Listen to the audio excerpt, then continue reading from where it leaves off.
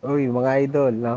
So, hindi lang gitara or mga about sa motor yung ina-affiliate natin sa TikTok. Meron din tayong ibang klaseng ina-affiliate sa TikTok, no? So, ito yun, papakita ko sa inyo. Ito yan, ito. Ito. Yan.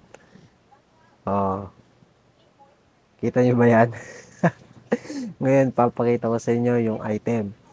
So, yan mga idol, itong drawing board ang tawag dito, no?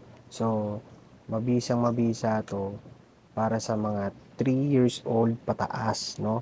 So, bakit, no? Kasi kung hindi pa sila marunong mag-drawing or magsulat, pwede pa silang mga pagsulat dito. So, ito yung example, no? Halimbawa, A. Yan. Yan. Ganyang klase, di ba? Hmm. So, ngayon, matuturuan mo yung anak mo magsulat kung meron kang anak. Yan. So, ang kagandahan dito, mga idol, no? So, nawa-wipe siya kagad. Igagalawin mo lang tong part na to. Yan. So, pagka-wipe mo, yun, no? Wala na, di ba? Wala na yung sulat niya. No? So, ito, yan. Meron siyang paa, kung tawagin, no? Para pwede mo siyang mailapag ng maayos. Tapos, dito, is meron siyang lalagyanan ng ballpen. Tapos, pwede rin mo rin siyang hawakan dito. O, diba? Astig, no? Pwedeng-pwede to sa mga bata.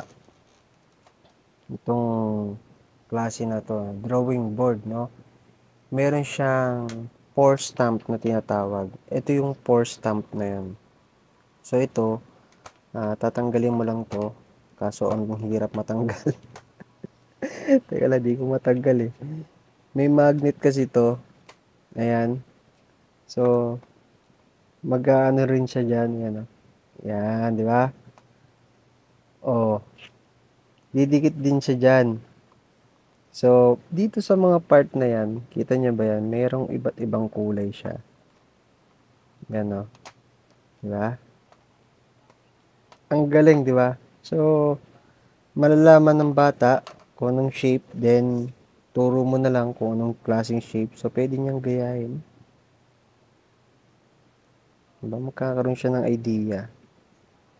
Pag ginaya niya yan, o, di ba? Parang tayo hindi marunong, di ba? O, galing, di ba? Tapos, ngayon, pagkatapos, balik mo siya ulit. Yan. Tapos ngayon, gusto mong burin, ayan. O, di ba? Wala na. So, paano mo siya, paano mo siya ngayon mabibili? Yung unit na to, itong drawing board na to, mga idol. So, ito, nasa yellow basket lang natin yan. Ngayon, i-click nyo lang sa baba yung yellow basket para makita nyo yung presyo. Murang-mura lang to, mga idol. So, kung meron kang anak, 3 years old pataas, or kahit mga 1 years old, alam ko, pwede na to, basta marunong ng humawak yung bata. No? So, see you sa yellow basket.